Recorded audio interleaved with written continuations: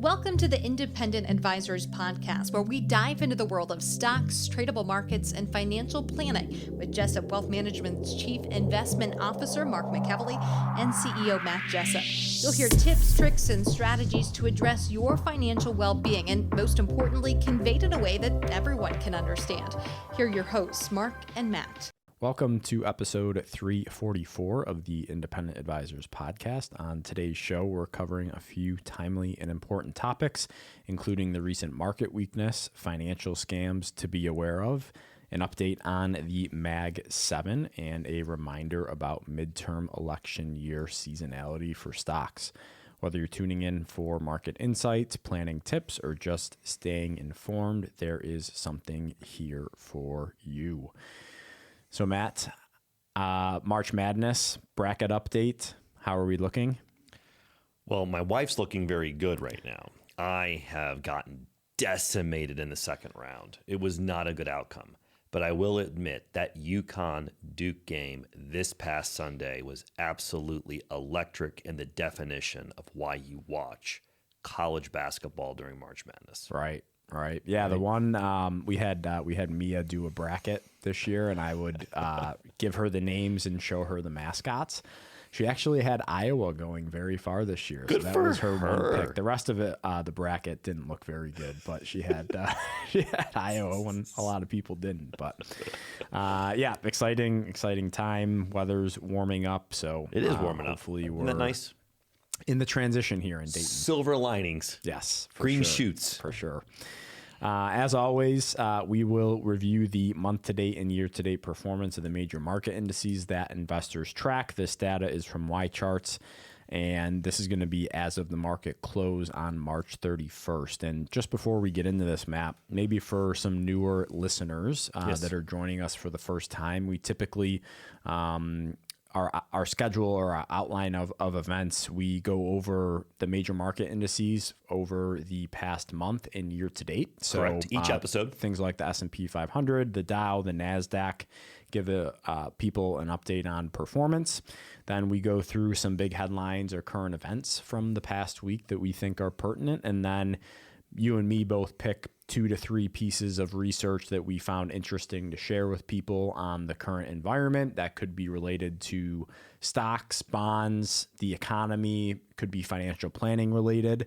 And then typically we end with a financial planning topic of the week. So if you are new listening to this, this is our typical cadence that we go through, and just wanted to reiterate that for people. And in our section where we talk about tweets, articles, and research, I think we do a really good job cutting through the noise and really dialing in on some of the narratives in the market that aren't really being talked about. I think we also do a good job being forward-looking. The news flow and the thought process in this market is so short-term. People can't think beyond a week or two. And I think we do a good job bringing that longer-term perspective into the fold. Yeah, and I'm glad you said that, because I think what we do a good job of is highlighting people that you and I highly respect in our industry, some of which we have relationships that aren't on CNBC 3 or 4 times per week getting most of the media attention, where, listeners of this podcast might not be familiar with the people we're mentioning, but we are mentioning them so often here because their work is phenomenal, right? And we think that more people should be aware of their stuff. Well said. Getting back to pricing, like I said, this is going to this data is from YCharts, and as of the market close on March 31st, so through the first quarter of the year. Okay. S&P 500 index down 5.1% for the month of March and down 4.6% in the first quarter. Dow Jones Industrial Average down 5.4% for the month, down 3.6% for the year. Nasdaq Composite Index down 4.8% for the month and down 7.1% for the year.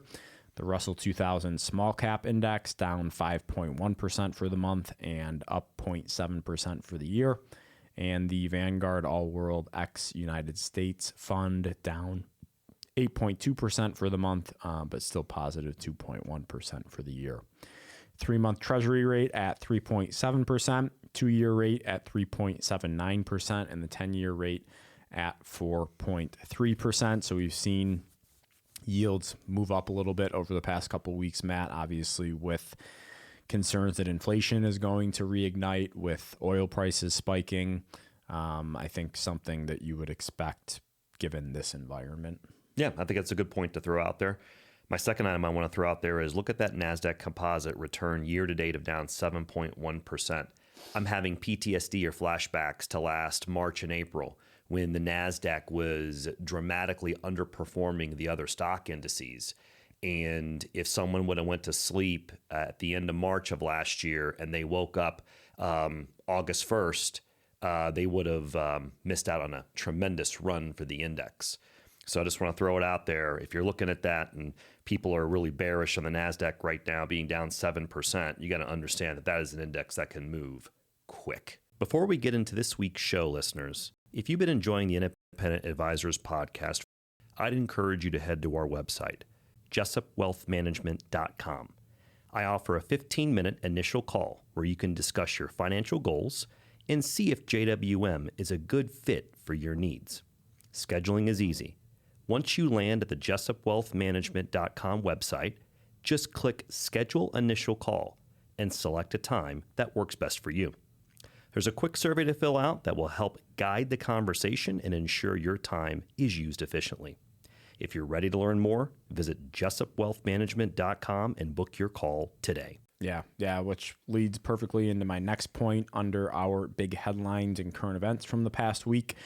Nasdaq officially entered correction territory with the index more than 10% below its previous all-time high set in 2025. Again, maybe for newer listeners, correction by our industry is defined as a pullback of 10% or more from an all-time high. Bear market defined as a pullback of 20% or more from an all-time high. So yes, we have entered correction territory, and I think it's important to point out again, usually on average, if you look at data that we have from the stock market since its inception, we usually get at least one 10% pullback in the major indices per year. So it's not uncommon. That's normal. It's normal. That's normal. President Trump announced that the U.S. agreed to delay bombing Iran's energy infrastructure until April 6th to allow time for the countries to reach a deal and reopen the Strait of Hormuz, I think I'm saying that correctly, so that normal transportation of energy could continue. Obviously, last night, Matt, we got an address from the president. Sounds like things are going to continue over there for the next couple of weeks, depending on a couple of things. Markets rebounded the past 2 days or 3 days to start this week. And then I think this morning the market's not open yet, but futures are down after that address last night. Yeah, it's interesting. I got several pieces. This week prepping for the podcast was challenging for me. And it was challenging because I had such a large amount of data that I could have shared on this podcast. And whenever I get in these moments where the data is so immense, we tend to be at a market extreme, either to the upside or the downside. Well, it's no secret right now that we're in one of those extremes on the downside. And then a second here, this is the perfect transition. I want people to temporarily separate themselves from the geopolitical headlines in a bit. And I'm going to go over just some data. And if we were looking at the data outside of the geopolitical headlines, the market seems very compelling and attractive to me right now. And obviously you have to overlay that all it takes is one tweet, one government update, stance, policy change. It obviously is going to dictate where this market's going over the next couple of weeks. But we just got to remember, most people in this market don't really care. They shouldn't care what the market's going to do over the next week or two. And as you look forward looking, some of the stats I'm going to share today are compelling. And I ask people to look through that longer term lens. Yeah, well said. Moving on to tweets, articles, and research from this past week. The first thing I had was a post on X from the chart report. So Jenna will throw this up on the YouTube video. It'll also be in our show notes. But essentially what this is, it's a chart of the S&P 500 on top, and then below is the CBOE, Chicago Boards of Options Exchange 1 month implied correlation index. And what they said is, when correlation rises, stocks fall. Are we getting close to a bottom? Question mark. Read the full note in today's morning print. So I don't think it's any secret, Matt, that when we get into some volatile times and extreme weakness for stocks, correlations go to 1. And what does that mean? Most stocks are all falling at the same time, right? And typically when we get that for a prolonged period of time, the chart report here is showing that we tend to be getting closer and closer to a market bottom. So examples of where the correlation index is right now in previous instances, going all the way back to 2023, have done a pretty good job of marking bottoms. Not saying we're there yet, but once we see those increased correlations of most stocks in the market falling, maybe outside of the energy sector in this instance over the past couple of weeks, could be a sign that we're getting closer. I'll say it a different way. When you see data like this, it's telling us that we are in the vicinity of a market bottom when you look at the data in regards to history. And that's important because could we see prolonged weakness the next month? Yes. But remember, most people in the market have a longer term time horizon. And when you start to see this data mount up, like I kind of insinuated a couple of minutes ago, then I hear this piece, which I did not see. It just adds to the narrative that I would be careful if I were an individual betting on a lot deeper correction that's going to be prolonged. Is it a possible outcome? Yes, because the market's pricing that in. But when you look at the lens of history, I can show you some pretty unsettling headlines, and the market recovered from it relatively quickly. So be careful using the term. It's different this time. Yep.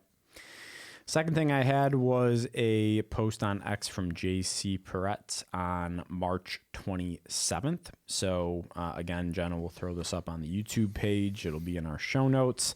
It's a chart of the large cap technology ETF, ticker symbol XLK in black. And then in blue is the Nasdaq 100 ETF, ticker symbol QQQ.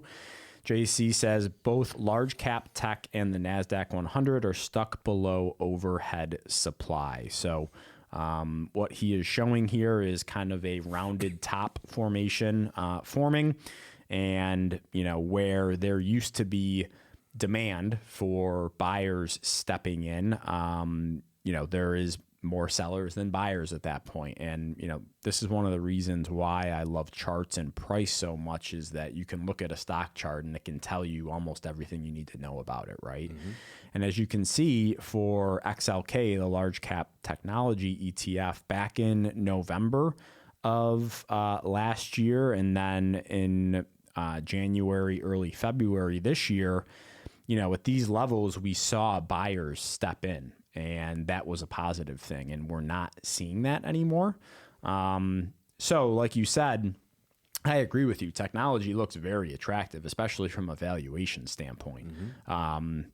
But like you said also, or alluded to, just because it looks and feels and is attractive, that doesn't mean price has to turn around instantly now, right? It could be another month of weakness. So I think this is just something to be aware of, that previously where we've seen buyers step in, we're not seeing that right now. And again, this is a part of, I would say, the initial phase of the bottoming process, because,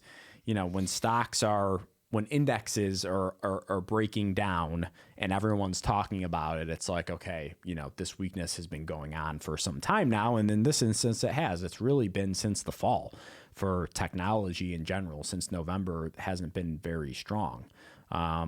So while one could look at this chart and say, hey, we're breaking down, another one could look at this chart and say, yeah, but we could pop right back above these levels and get more buyers stepping in, and then you could have a rip your face off rally to the upside. So I'd let people make their own decisions while looking at this chart, but at least right now, the path of, I think, least resistance is lower until we, kind of reclaim these important levels. No, I don't disagree on a shorter term basis. The thing I'll throw out there, anytime that you see a risk off environment in the market, people are going to sell from the most highly liquid names to get the best price. And let's face reality, these Magnificent Seven, a lot of the top holdings of the QQQ or Nasdaq 100 are highly liquid when you compare them to a lot of other stocks in the market. And they're usually the first to be sold and the first to be bought. And I think it's going to be interesting. They might be underperforming relative to the index, a lot of these highly liquid names, to the downside right now. If and when you see that market turn, they should disproportionately outperform to the upside with what I just mentioned. Yeah, well said. We wanted to take a minute and tell you about a service we personally use and trust, LifeLock by Norton. With everything we do online these days, protecting your identity and personal information is more important than ever. That's why we've partnered with LifeLock, a leader in the identity theft protection industry.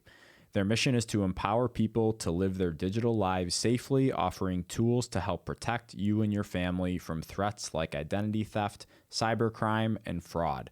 They combine advanced technology with 24/7 support to keep your information safer in today's connected world. We use it ourselves, and we think it's a valuable tool for anyone looking to add an extra layer of protection. If you're interested in checking it out, you can use our special link to get a discounted rate. As a heads up, we do receive a percentage of compensation if you sign up using our link, but we partnered with LifeLock because we believe in what they offer. To learn more and get the deal, just head to jessupwealthmanagement.com/LifeLock. So the first piece I have just has to do with option volumes, but more specifically, Mark, put volumes. And I'll get to that in a second. This post is from Subutrade on March 29th to put a timestamp on this. And Subutrade was highlighting that the put volume spiked on Friday. And previous spikes came close to market bottoms for the S&P. And again, the term close didn't just bottom tick where the market was at. So let's take a step back. We have, newer listeners all the time to the podcast. Put options are a straightforward contract that give you the right but not the obligation to sell a stock or an index like the S&P 500 or the SPY that tracks the S&P 500 index at a predetermined strike price by a specific expiration date. If the market falls below that strike price, the put can rise in value, making them a popular tool for insurance against declines or for straightforward bets on falling prices. Now, they tend to get bought heavily right around major market reversals, especially bottoms. And why? Because fear and uncertainty peak. Investors panic after a sell-off and rush to buy puts to protect their portfolios or to even bet on additional downside. This surge in put buying often signals the point of maximum pessimism and capitulation, where selling pressure finally exhausts itself. Similar wavelength, Mark, to what you were mentioning a couple minutes ago. So the market frequently reverses higher soon afterward. As the chart that Jen is going to input to our YouTube viewers, this will be in our show notes, it illustrates that extreme put buying tends to act as a fear thermometer that tends to flash, hey, the market's near a bottom. When you look at the data set, again, the reason I'm highlighting this, Mark, is when you see such dramatic levels of hedging on these put purchases, 1 month later on average when these events have occurred, the market was up 8% 1 month later, 12% 2 months later, 15% 3 months later. And the data sets on this was pretty interesting. September of 2022, March of 2023, and then all the tariff turmoil from last year, Mark. April 3rd of last year, April 4th, April 8th, April 10th. And then the last data set, besides right now, was November of last year during the tech sell-off when everyone was concerned about where we were with the AI trade. Again, it's a data point that says to me, we're in the vicinity of a bottom on a shorter term basis. Does it mean it's going to turn instantly? No. Your comments. Yeah, I think, once people realize and understand that we're in a short term short to intermediate term downtrend in the markets, it might sound counterintuitive, but this is the type of stuff you want to see. When put volume spikes, that means people are fearful and they're trying to hedge and protect their portfolio against any further weakness. Yes. And typically when you get a lot of people doing that, they tend to be a little too late, right? And we've seen this happen throughout history time and time again. So like you said, doesn't necessarily have to mark the bottom, but we're getting closer. It's encouraging if you're a long-term investor and you're optimistic. So number 2, I got to be careful. This can quickly turn into my rant of the day. When I go over this, this is the stuff that just gets me worked up in the market. But I told myself I would do the best I could to behave today. So here we go. So the first piece I see is from March 28th. This is from the Rock Trading Group.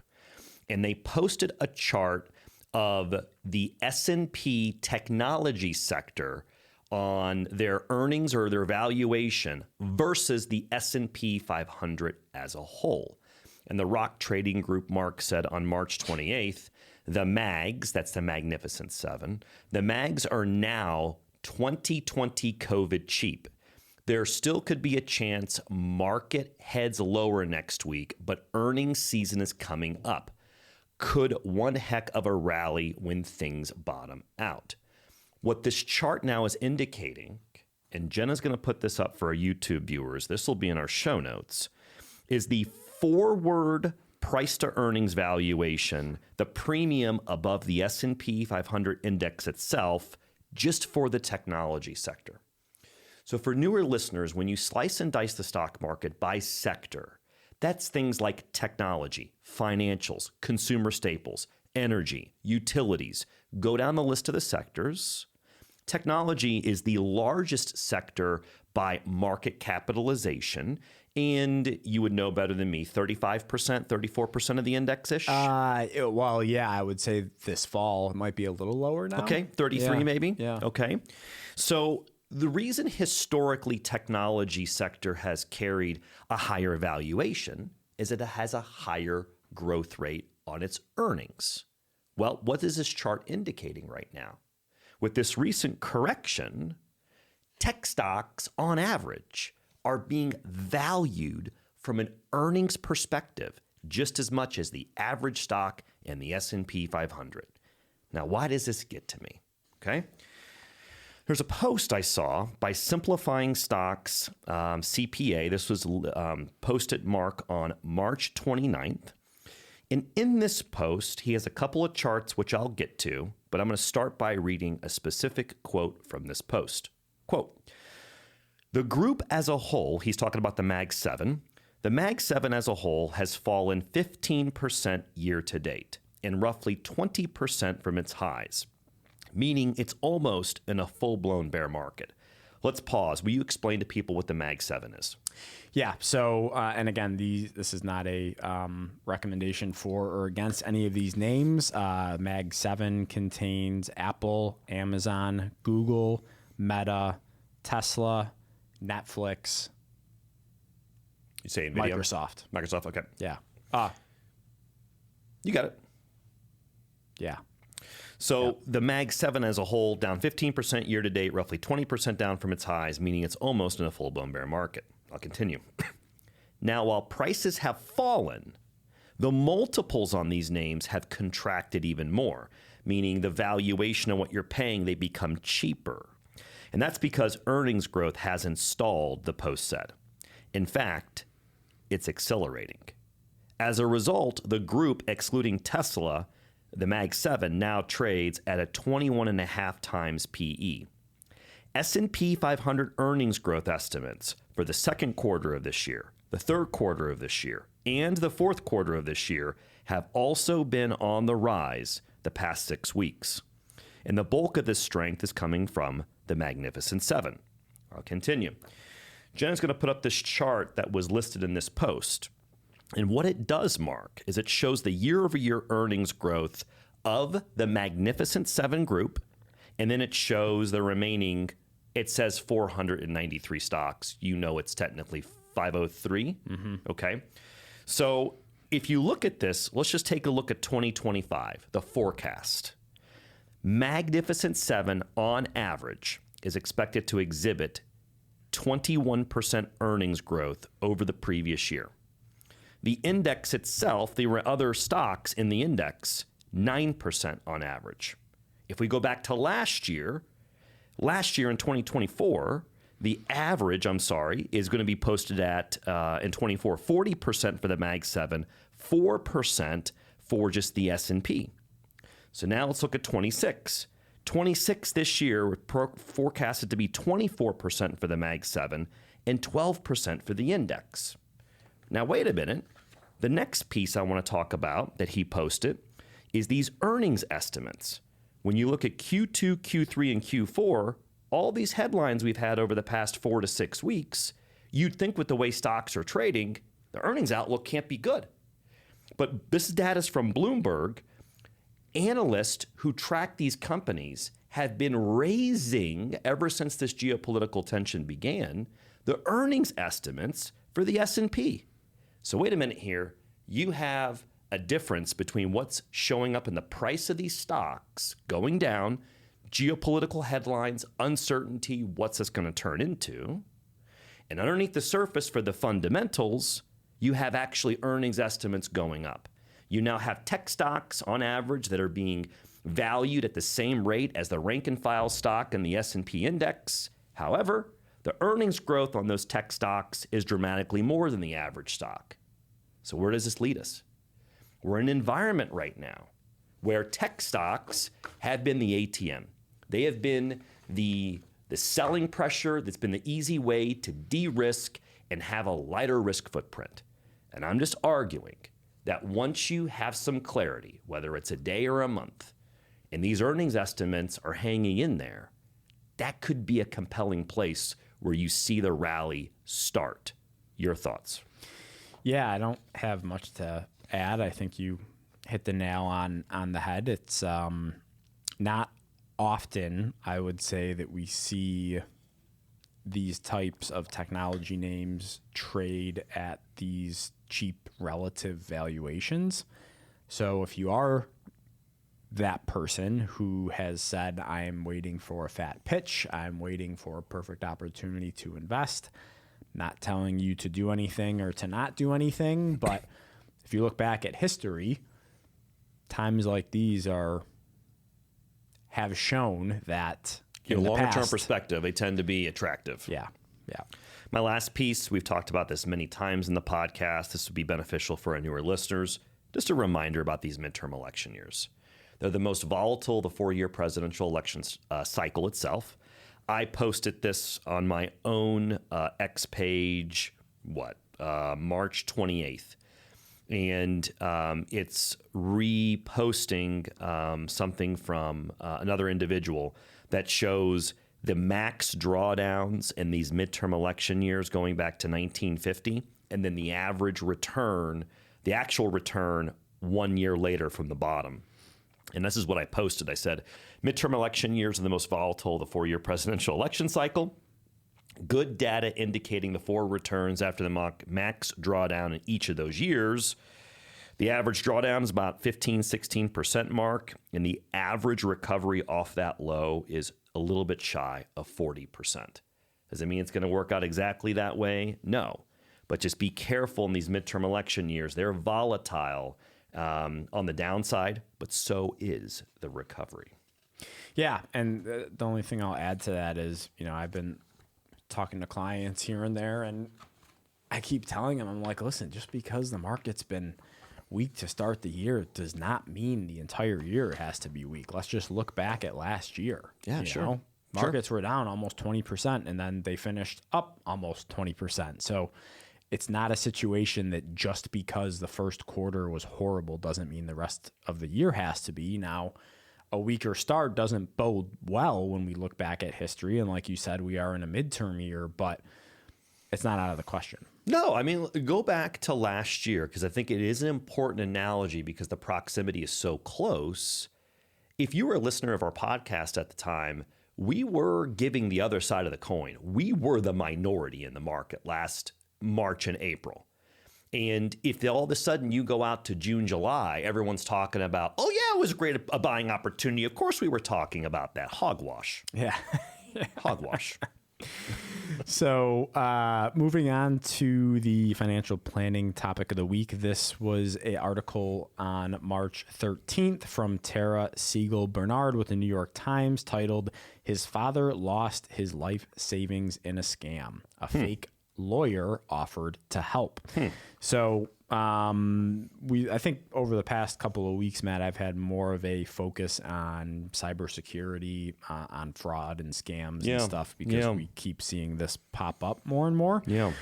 So I thought this was a good story to share just because we've heard of similar stories. So they say Nick Jonas, not the Nick Jonas you are thinking of, his father was ensnared into an elaborate romance scam. I was thinking it, John. Where cyber criminals took off with at least $1 million of his savings. Just a few months ago, a lawyer who claimed to work for the financial crimes arm of the U.S. Treasury reached out to Mr. Jonas's father with the type of news that every scam victim yearns to hear. Law enforcement was working on the case, and it might be able to recover his money. They set up a video conference with this person, but it turned out to be another scam with this man posing as a lawyer. This type of fraud is known as a recovery scam, common ruse used by cybercriminals who try to exploit the victim's desire not only to get their money back, but take advantage of them again. Yep. Scammers already know a lot about that particular victim's circumstances, and using that information can frame their pitch to that victim to make it more legitimate. Scott Norris, a special agent with the FBI, said, "We have seen a ton of law firms being impersonated, and we've even seen folks impersonate FBI agents and other federal law enforcement. Some criminal groups wait for victims to find them. Bogus recovery firms, often offering free consultations, advertise their services online. And when victims search for ways to recover their money, they'll sometimes show up at the top of their search results," which is pretty scary. So what should you do if you are in a situation like this to protect yourself? I would say, number one, report crimes to the FBI's Internet Crime Complaint Center. That's www.ic3.gov, or the Secret Services local field office can also help. That's closest to you. Yeah, usually if you have a federal building in your county, like here in Montgomery County, there's a federal building where a lot of those entities have a physical presence. Yeah. Know that the FBI will never ask for money, move communications to private messaging apps, or request bank account details or personal identifying information. If the FBI has identified you as a potential victim, representatives will reach out via email or phone, and agents who call by phone will voluntarily provide a way to verify their identity. But if you're still unsure, contact your local FBI field office, which can help confirm the agent's identity. I'm a big fan. Anytime you get an incoming call, it's okay to write down that number, do searches on that number, look up the number that you think it should be yourself. So someone's calling you and saying, hey, they're from FBI XYZ office. Be like, okay, is it Mark? Okay, Mark, I'm going to look up the number for the FBI field office in Detroit. I will call you back. Yeah. Never just take that call and run with it. Yeah. And where I think this tends to really hurt a lot of people is elderly Absolutely. victims, right? You've heard recently more of, with technology and voice impersonation and AI of, people calling people's grandparents and it's sounding like their grandkid needs help or needs money or needs to wire money. Yes. And they're out several thousands of dollars, sometimes hundreds of thousands or millions of dollars because of that. So you just have to be really, really careful. One thing that I think of is that when my younger brother Ryan was still in school at UD and he was working for us at the time, interning, someone texted him claiming to be you to go get gift cards. And he was he relatively was new starting here. Right. Mm-hmm. So it can happen to anybody, right? Yep. So and he said it actually kind of sounded like the way you talk, the way the text message came through, which is kind of scary. Yes. So just something to be aware of. Keep your eyes and ears open at all times. I think it's a good piece to throw out there. I mentioned this last time when I was on with Aaron before we hopped off. Earnings season's right around the corner. I think JP Morgan, Morgan Stanley, Wells Fargo, Bank of America report within the next 2 weeks. So going to be right back into it, and we'll see if those earnings turn out to be stronger than people think, and or if it takes kind of the attention from the Middle East back over to what actually drives stock prices, earnings. Yeah, absolutely. I mean, my fortune teller aspect is no one knows if the conflict is going to go on for another day or another month. So I would avoid trying to speculate on that topic because you can't control it. Yeah. What I would recommend that you do is, if you are an investor, most of the group that we are talking to, our audience, is a longer term investor. I think that this is a time period where you want to look through the lens of opportunity that's out there. There's a lot of stuff that's on sale. And if you're a longer term investor, focus on those portfolio themes that you think will come back into play once the geopolitical noise subsides. And I will make an argument that as we get deeper into the end of April, and a lot of these companies are reporting earnings, that all of a sudden, if we get an off ramp on this conflict, it's going to bring the focus back to these fundamentals. I don't think the fundamentals are going to be that bad. In fact, I think they're going to be quite good. And all of a sudden, I think the narrative changes in the market. Yeah. We'll see if I'm right. Yeah, well said. Well said. Well, thanks everyone for listening to episode 344 of the Independent Advisors Podcast. Catch us next week for episode 345. Take care, everyone. Thank you for listening to the Independent Advisors Podcast. If you're interested in hearing more, hit the subscribe button so you can be notified every time a new episode gets released. Feel free to share with friends, family, and follow us on Facebook, Twitter, LinkedIn, and X. Mark and Matt will continue to share beneficial information on these social media sites. Also, check out the podcast tab on their website. That's www.jessupwealthmanagement.com.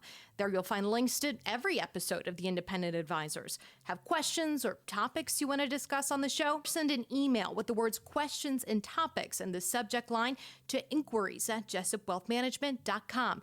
We'll talk about it right here on the podcast. Certain sections of this commentary may contain forward-looking statements based on reasonable expectations, estimates, projections, and assumptions. Forward-looking statements are not guarantees of future performance and involve certain risks and uncertainties which are difficult to predict.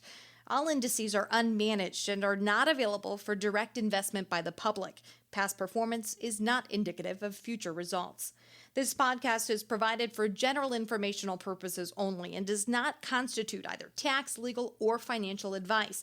Although we do go to great lengths to make sure our information is accurate and useful, we recommend you consult a tax preparer, professional tax advisor, financial advisor, or lawyer regarding your specific circumstances.